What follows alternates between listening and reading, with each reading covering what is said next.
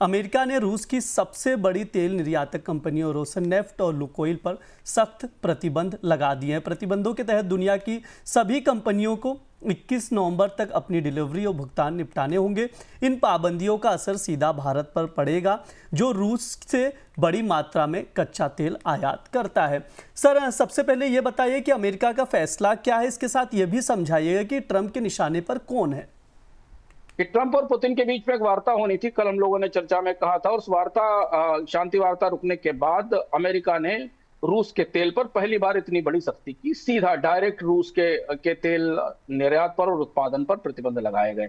रूस की दो सबसे बड़ी कंपनियां हैं, रोसनेफ्ट और लुकोइल, इन पर प्रतिबंध लगाया गया। रोसनेफ्ट रूस का करीब करीब 50% तेल प्रोड्यूस करती है।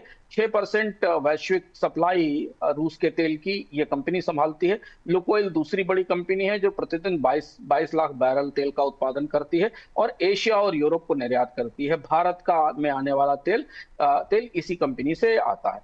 तो अब डोनाल्ड ट्रंप ने एक किस्म से आर्थिक युद्ध तेज कर दिया है और अब जो सबसे महत्वपूर्ण और सबसे कमजोर नस है रूस की, उस पर प्रतिबंध से हमला किया गया। और टाइमिंग बेहद महत्वपूर्ण है, क्योंकि यूक्रेन ने पिछले 1 महीने के हमलों में रूस की एनर्जी बैकबोन को बुरी तरह तोड़ा है। गैस को, रिफाइनरीज को टारगेट किया है अपने ड्रोन और मिसाइल हमलों में, जो हम बार बार बोनस पॉइंट में बताते रहे। तो उसके बाद रूस के लिए दोहरी मुसीबत है जब अमेरिका ने नए सिरे से इन दो तेलों कंपनियों पर प्रतिबंध लगा दिए हैं। इनकी सभी संपत्तियां जब्त हो गई हैं जो अमेरिकी क्षेत्राधिकार में आती हैं।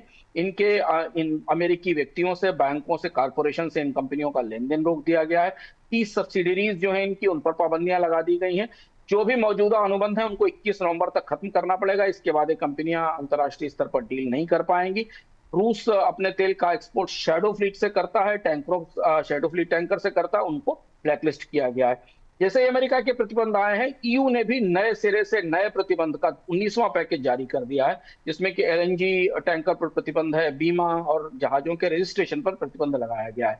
तो अब पूरा का पूरा ऑयल सेक्टर दोहरे दबाव में या दोहरे निशाने पर आ गया है। अमेरिका और यूरोप का ईयू और अमेरिका और ईयू का ने आर्थिक युद्ध छेड़ा है रूस की तेल अर्थव्यवस्था के खिलाफ, और यूक्रेन तो उस पर हमला कर ही रहा है।